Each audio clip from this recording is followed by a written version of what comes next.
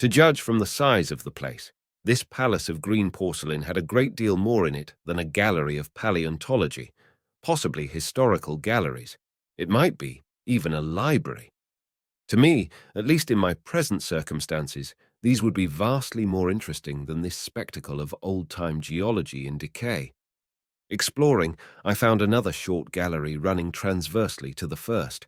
This appeared to be devoted to minerals, and the sight of a block of sulphur set my mind running on gunpowder. But I could find no saltpeter, indeed no nitrates of any kind. Doubtless they had deliquesced ages ago, yet the sulphur hung in my mind and set up a train of thinking. As for the rest of the contents of that gallery, though on the whole they were the best preserved of all I saw, I had little interest. I am no specialist in mineralogy, and I went on down a very ruinous aisle running parallel to the first hall I had entered.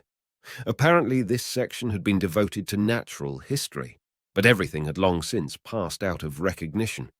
A few shriveled and blackened vestiges of what had once been stuffed animals, desiccated mummies in jars that had once held spirit, a brown dust of departed plants. That was all. I was sorry for that, because I should have been glad to trace the patient readjustments by which the conquest of animated nature had been attained.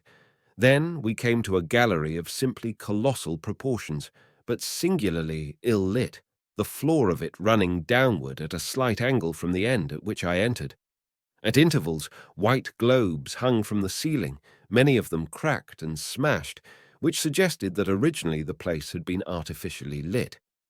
Here I was more in my element, for rising on either side of me were the huge bulks of big machines, all greatly corroded and many broken down, but some still fairly complete.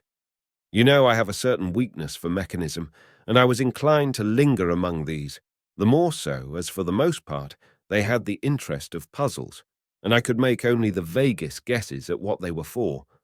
I fancied that if I could solve their puzzles, I should find myself in possession of powers that might be of use against the Morlocks. Suddenly, Weena came very close to my side, so suddenly that she startled me.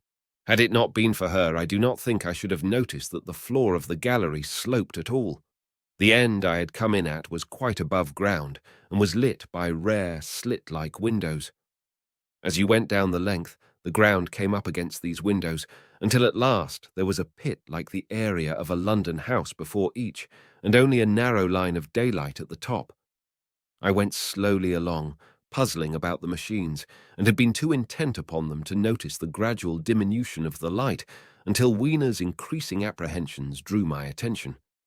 Then I saw that the gallery ran down at last into a thick darkness. I hesitated, and then, as I looked round me, I saw that the dust was less abundant and its surface less even. Further away towards the dimness, it appeared to be broken by a number of small, narrow footprints.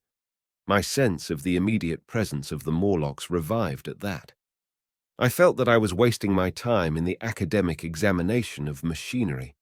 I called to mind that it was already far advanced in the afternoon, and that I had still no weapon, no refuge, and no means of making a fire. And then down in the remote blackness of the gallery, I heard a peculiar pattering, and the same odd noises I had heard down the well.